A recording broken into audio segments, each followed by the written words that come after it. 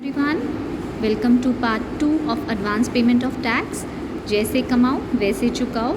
आज हम पार्ट 2 कर रहे हैं। पार्ट 1 आई होप आप सब लोगों ने देख लिया है, जिसमें basic information advance payment of tax की दी गई थी, कैसे चुकाया जाता है, कौन एडवांस पेमेंट करता है टैक्स की, वो सारी इन्फॉर्मेशन पार्ट 1 में है। अगर आपने वो वीडियो नहीं देखी है तो डिस्क्रिप्शन बॉक्स में लिंक मेंशन है, आप वहाँ से इसका लिंक लेकर पहले वो पार्ट देख सकते हैं। तो आज जो हम करने वाले हैं वो एडवांस पेमेंट ऑफ टैक्स का बेसिकली हम इंटरेस्ट की बात करेंगे।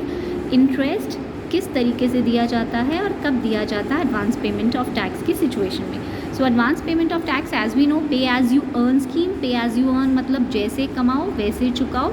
इसका मतलब क्या है कि जैसे जैसे आप लोग इनकम को कमाते हैं, कोई भी एसएससी अगर इनकम कमा रहा है उसे मार्च के बाद टैक्स पे करना है या साथ साथ टैक्स पे करना है, उसके बारे में हमने ऑलरेडी पार्ट 1 में किया है। थोड़ा सा बेसिकली मैं आपको बता देती हूँ। जैसे ही हमारा अकाउंटिंग ईयर शुरू होता है 1 अप्रैल को और एंड होता है 31 मार्च को, तो इस पूरे अकाउंटिंग ईयर में हमें 4 बार रुकना पड़ता है और अपना टैक्स जमा कराना पड़ता है। बहुत से लोग ऐसे भी हैं जिन लोगों को 31 मार्च तक इनकम कमानी है और उसके बाद टैक्स चुकाना होता है। ये कौन लोग हैं जो मार्च के बाद टैक्स चुकाते हैं? ये वो लोग हैं जिनका टैक्स लायबिलिटी 10,000 रुपये से कम होता है। जो लोग टैक्स लायबिलिटी जिनका 10,000 रुपये से कम है और जो सीनियर सिटीज़न हैं यानी 60 ईयर्स से अबव हैं और उनकी कोई इनकम बिजनेस एंड प्रोफेशन से नहीं है, उन लोगों को ये 4 स्टॉपेजेस में रुकने की ज़रूरत नहीं है। They just need to file their return of income after 31 March and before 31 July of course, और तभी आपका टैक्स जमा होगा। लेकिन यहाँ पर जिन लोगों की इनकम टैक्स लायबिलिटी 10,000 रुपये से ज़्यादा है और वो सीनियर सिटीज़न नहीं हैं, उन लोगों को ये 4 बार रुकना पड़ेगा और 4 इंस्टॉलमेंट्स में अपना टैक्स जमा कराना है। सेम ईयर में ही आप इनकम कमा रहे हैं और साथ साथ ही आप टैक्स जमा करा रहे हैं। जैसे जैसे आप इनकम कमाते जाएंगे आप टैक्स चुकाते जाएंगे। इसीलिए इसे पे एज यू अर्न या जैसे कमाओ वैसे चुकाओ ये स्कीम का नाम है। तो करना क्या है, हमें 15 जून को 15% टैक्स, जो भी 3 महीने में, 3 महीने कैसे, अप्रैल में, जून की 15 तारीख को आपको स्टॉप करना है। आपको अपनी इनकम का एक्सपेक्टेशन लेना है कि फुल ईयर में आप कितना इनकम अर्न कर लेंगे, उस पर टैक्स लायबिलिटी कंप्यूट करनी है और उसका 15% आपको डिपॉजिट कराना होगा 15 जून को। ये 15% आपका एडवांस टैक्स इंस्टॉलमेंट है, आप एडवांस में टैक्स पे कर रहे हैं। लाइकवाइज आपको 6 महीने बाद यानी सितंबर में 15 सितंबर को रुकना पड़ेगा। आपको फिर से अपना एस्टिमेट देखना पड़ेगा। इफ़ इट इज़ सेम तो आप 45% अर्न करेंगे। हो सकता है आपका जो इनकम है उसमें कुछ बदलाव आ चुके हैं जो 3 महीने में आपके पास नहीं थे, बट 6 महीने तक आते आते आपको आइडिया हो गया कि उसमें कुछ बदलाव आ चुके हैं आपकी एक्सपेक्टेशन में। तो नई एक्सपेक्टेशंस के हिसाब से आप 45% फुल टैक्स अपना टोटल टैक्स डिपॉजिट करा दीजिए, जिसमें से आपने जो इंस्टॉलमेंट पहले यानी 15% जमा कराई है वो माइनस कर दीजिएगा। इन एग्रीगेट टोटल आपका 45% आपकी फुल ईयर की इनकम का 45% टैक्स जमा हो जाना चाहिए। लाइकवाइज 15 दिसंबर को 75% और 15 मार्च तक आपका सारा टैक्स यानी 100% टैक्स डिपॉजिट हो चुका होता है। मतलब ये अकाउंटिंग ईयर जब ख़त्म होता है 31 मार्च को, you have already paid complete tax liability, आपकी पूरी हो चुकी है। 100% tax liability you have paid. तो उसके बाद आपकी कोई टैक्स लायबिलिटी नहीं होगी। उसके बाद आप अपनी रिटर्न ऑफ इनकम दाखिल करते हैं। रिटर्न ऑफ इनकम की जैसे इंडिविजुअल्स के केस में अगर लें तो 31 जुलाई आपके पास लास्ट डेट होती है। आप अपनी रिटर्न ऑफ इनकम दाखिल कीजिए, मेंशन कीजिए कि मैं ऑलरेडी अपना एडवांस टैक्स जमा करवा चुका हूँ। और अगर आपको 31 जुलाई को या उससे पहले, 31 जुलाई जो है आपकी लास्ट डेट है, this is last date of filing, due date of filing return of income. आप उससे पहले भी जमा करा सकते हैं, this is the last date. इसके बाद आप अपनी रिटर्न ऑफ इनकम दाखिल नहीं करते हैं तो ऑफकोर्स इंटरेस्ट लगता है। सो इस तरीके से आपको एडवांस टैक्स का पेमेंट करना होता है। अब जो ये वीडियो है स्पेशली फोकस्ड है इंटरेस्ट पेमेंट पर। अब ये इंटरेस्ट पेमेंट क्या होता है और कितना इंटरेस्ट पेमेंट चार्ज किया जाता है अगर हम एडवांस टैक्स प्रॉपरली पे ना करें तो। इंटरेस्ट की बात करते हैं। इंटरेस्ट का जो सिंपल इंटरेस्ट है that is 1% simple interest for every month or part of the month. Every month or part of the month का मतलब क्या है? सिंपल इंटरेस्ट हर महीने के हिसाब से लगता है। सपोज़ आप डिले करते हैं, आप अपना टैक्स पे करने में 3 महीने की देरी करते हैं, तो 3 महीने के हिसाब से आपको 3% टैक्स लगेगा। सपोज़ आप 3 महीने 20 दिन की डिले करते हैं, तो पार्ट ऑफ द मंथ के अकॉर्डिंग उसको राउंड ऑफ करके 4 मंथ्स का यानी 4% इंटरेस्ट लगेगा। आई होप इट्स क्लियर। जितने भी मंथ्स हैं आपके, पर मंथ के अकॉर्डिंग 1% इंटरेस्ट लगेगा। और पार्ट ऑफ द मंथ का मतलब है कि जो भी फ्रैक्शन में मंथ होगा, अभी जैसे मैंने बोला 3 months 20 days, so it would be considered as 4 months. तो पार्ट ऑफ द मंथ को राउंड ऑफ करके आपने 1% लगाना है, तो 4 मंथ्स हो गया, तो इसका मतलब 4% इंटरेस्ट आपको पे करना पड़ेगा, राइट। सो अब जो आपका इंटरेस्ट होता है उसके 2 पार्ट्स हैं, एक है सेक्शन 234B, दूसरा है 234C। इनमें डिफरेंस क्या है? तो let us take 234B first. तो पहले इसके बारे में बात करते हैं। अगर एसएससी ने डिफ़ॉल्ट किया है in the payment of advance tax, मतलब ये जो एडवांस टैक्स आपको पे करना था, आपने उसको पे नहीं किया। जब नहीं किया तो आपको टैक्स आपने पे नहीं किया तो आपको इंटरेस्ट पे करना पड़ेगा। या फिर आपने टैक्स तो पे किया है but it is less than 90% of assessed tax. जो आपका एक्चुअल टैक्स असेसमेंट यानी कैलकुलेशन हुआ है, देखा गया कि आपने जो टैक्स जमा करवाया है वो 90% से कम है। मतलब असेसमेंट कब होगी? असेसमेंट बाद में होगी। अभी आप ये समझिए कि अगर आपने एडवांस टैक्स जमा नहीं कराया या फिर जमा तो करवाया है पर आपका जो टैक्स एक्चुअली बनता है उसके 90% से भी कम जमा कराया है, दैट मीन्स आपने कम टैक्स जमा करवाया है, बनता आपका ज़्यादा है tax liability, and you have deposited lesser amount of interest, तो इस सिचुएशन में आपको इंटरेस्ट 234B में लगेगा। मतलब we can say if the assessee who is liable to pay advance tax but has failed to pay such tax, fail to पे मतलब उसने पेमेंट किया ही नहीं है, और where the advance tax paid is less than 90% of the assessed tax, अगर ऐसा है तो he shall be liable to pay interest at the rate of 1% for every month or part of the month। तो ये उसको interest पे करना पड़ेगा। अब इंटरेस्ट कैलकुलेट कितने, अब मैंने कहा ना फॉर एवरी मंथ, तो कितने मंथ्स का कैसे कैलकुलेशन होगा? तो इंटरेस्ट शुरू होगा from 1 April next following such assessment year. ये जो आपका ईयर जैसे ही ख़त्म हुआ 31 मार्च को आपने इंस्टॉलमेंट्स चुकानी थी। अगर आपने प्रॉपर्ली चुका दी, ओके, प्रॉपर्ली नहीं चुकाई तभी तो इंटरेस्ट लग रहा है। तो इंटरेस्ट कब से कैलकुलेट होना शुरू हो जाएगा? 31 मार्च के अगले दिन। तो 1 अप्रैल से आपका इंटरेस्ट लगना शुरू हो जाएगा। और कब तक लगेगा? To the date of determination of income under section 143(1) और रेगुलर असेसमेंट 143 और 144। अब ये क्या है? आपका जब आप रिटर्न ऑफ इनकम आईसेट आप जमा कराते हैं, उसके बाद आपकी असेसमेंट डिपार्टमेंट द्वारा की जाती है। डिपार्टमेंट में we can say assessing officer आपकी असेसमेंट करता है, और उस असेसमेंट को हम कह सकते हैं कि आपकी जो असेसमेंट हो रही है दैट इज़ रेगुलर असेसमेंट। यहाँ पर आपकी रेगुलर असेसमेंट भी हो सकती है और assessment on the basis of return. चलिए पहले इसको करते हैं। Assessment on the basis of return, on the basis of return. आपने जो रिटर्न आपकी जमा करवाई है, रिटर्न मैंने क्या कहा 31 जुलाई से पहले आपको जमा करवानी है। आपने जो अपनी रिटर्न जमा करवाई है उस रिटर्न के आधार पर आपका टैक्स कॉम्प्यूट किया जाता है अंडर 143 सबसेक्शन 1। आपकी रिटर्न को जांचा परखा जाएगा। अगर उसमें कुछ मिस्टेक है, कुछ अरिथमेटिकल एरर है, कुछ कैलकुलेशन मिस्टेक्स हैं, वो सभी मिस्टेक्स को एक बार चेक किया जाएगा और उसके बाद आपका असेसमेंट किया जाएगा, यानी आपकी टैक्स कैलकुलेट डिपार्टमेंट द्वारा किया जाएगा। अभी जो आपने टैक्स पे किया वो आपकी खुद की कैलकुलेशन थी। अब यहाँ जो असेसमेंट हो रही है वो डिपार्टमेंट कैलकुलेट यानी इनकम टैक्स डिपार्टमेंट कैलकुलेट कर रहा है, और वो असेसमेंट हो सकता है इस असेसमेंट के आधार पर पता चला कि आपका टैक्स ज़्यादा बनता है और आपने जो टैक्स चुकाया है कुल मिला के एडवांस टैक्स की फॉर्म में वो कम है, तो आपको इंटरेस्ट लगेगा। सो यहाँ पे मैंने जैसे लिखा था advance tax paid is less than 90% of assessed tax. Assessed tax मतलब आपका जो असेसमेंट हुआ है किसने किया है? असेसिंग ऑफिसर ने, यानी इनकम टैक्स डिपार्टमेंट ने आपकी रिटर्न के आधार पर किया है।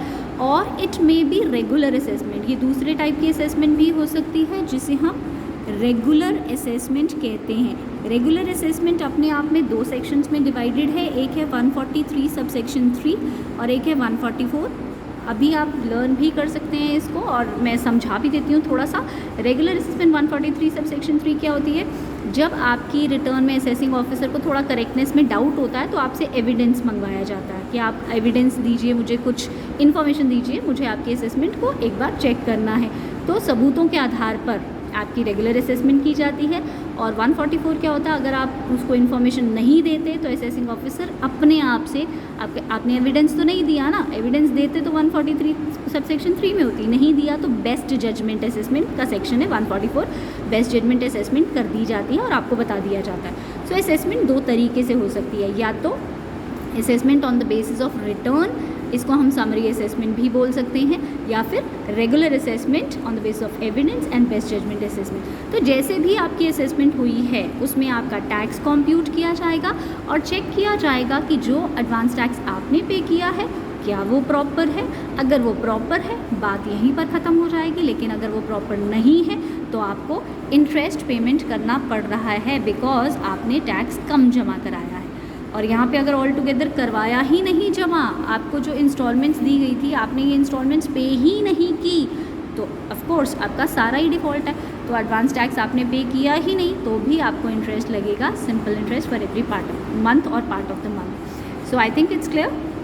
सो जब भी एसएससी या तो टैक्स पे करता ही नहीं है, एडवांस टैक्स पे करता ही नहीं है इन स्लैब्स में, इंस्टॉलमेंट्स में, या फिर एडवांस टैक्स तो पे करता है बट उसका टैक्स ज़्यादा बनता है as per calculation of assessing officer, उसका टैक्स ज़्यादा बनता है और उसने एडवांस टैक्स कम चुकाया है। कितना कम चुकाया है, 90% से भी कम जमा करवाया है, तो उसको under section 234B 1% simple interest लगेगा। कब से कब तक का, 1 अप्रैल से शुरुआत होकर till the date of assessment. ये लिखा है 1 April next following such assessment year to the date of determination of income under the section. तो ये डिटर्मिनेशन ऑफ इनकम अभी बताइए, on the basis of return, on the basis of evidence और best judgement assessment. जो भी आपकी assessment हुई है उसके आधार पर आपको टैक्स इंटरेस्ट लगा दिया जाएगा।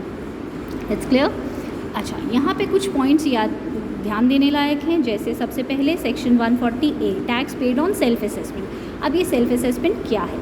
सेल्फ असेसमेंट हो सकता है जब यहाँ पर आपने एडवांस टैक्स चुका दिया, उसके बाद यू रियलाइज्ड, एसएससी को ये रियलाइज हुआ कि मैंने जो टैक्स जमा कराया है मे बी वो कम है, तो वो जुलाई में रिटर्न फाइल करने की लास्ट डेट है, उससे पहले अपना रिटर्न जमा करवाता है और रिटर्न जमा करवाते वक्त वो कुछ टैक्स और डिपॉजिट करवा देता है डिपार्टमेंट में, इनकम टैक्स डिपार्टमेंट में। So we can say before the date of determination of income, अभी आपका डिटरमाइन नहीं हुआ इनकम और आपकी रेगुलर असेसमेंट या असेसमेंट कंप्लीट नहीं हुई है, tax is paid by the SSC on the basis of self assessment. अगर वो सेल्फ असेसमेंट के बेसिस पर टैक्स जमा करवा देगा तो इंटरेस्ट कैसे लगेगा? सपोज उसने जुलाई से पहले लेटर से जून में रिटर्न जमा करवा दी, अपनी रिटर्न जमा करवाई और साथ में कुछ टैक्स भी डिपॉजिट कराया on the basis of self assessment, खुद की कैलकुलेशन के हिसाब से, तो इंटरेस्ट का कैलकुलेशन कैसे होगा? तो इंटरेस्ट का कैलकुलेशन होगा 1 अप्रैल से लेकर till the date on which tax is paid, और ये जो टैक्स आपने जमा करवाया ना बीच में, इससे अकॉर्डिंगली आपका इंटरेस्ट डेफिनेटली रिवाइज हो जाएगा। जहाँ हम 1 अप्रैल से लेकर till the date of assessment पूरा का पूरा इंटरेस्ट लगा रहे थे, वो पूरा इंटरेस्ट लगेगा, लेकिन उसमें से जो आपने ऑलरेडी जमा करवा दिया है उसका इंटरेस्ट लेस हो जाएगा, कम हो जाएगा। ऑफ कोर्स कम होगा ना, क्योंकि उसने टैक्स जमा करवा दिया।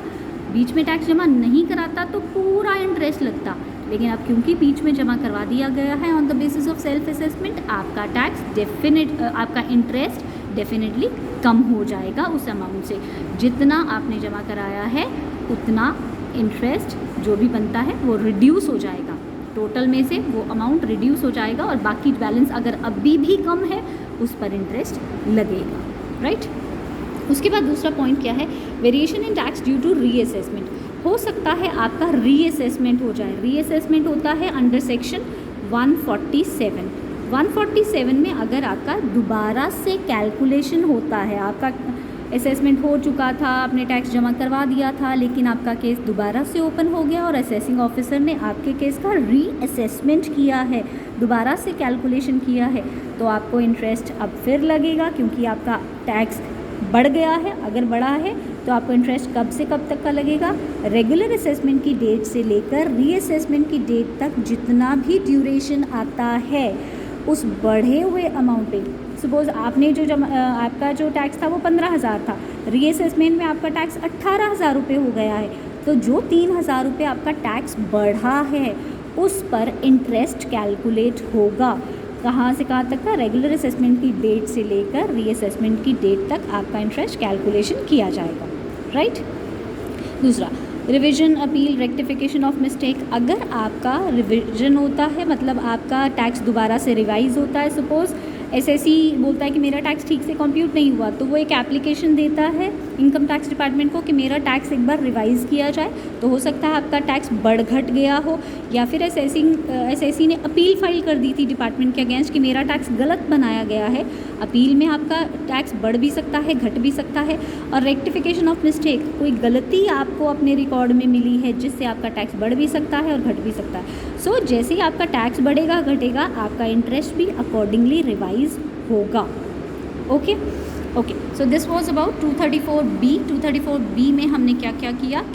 अगर आप एडवांस टैक्स पे नहीं करते या पे करते हैं पर 90% से कम जमा करते हैं तो किस तरीके से आपको टैक्स कंप्यूट होता है और कितना टैक्स लगता है, क्या ड्यूरेशन में टैक्स लगता है, दैट वी हैव कवर्ड।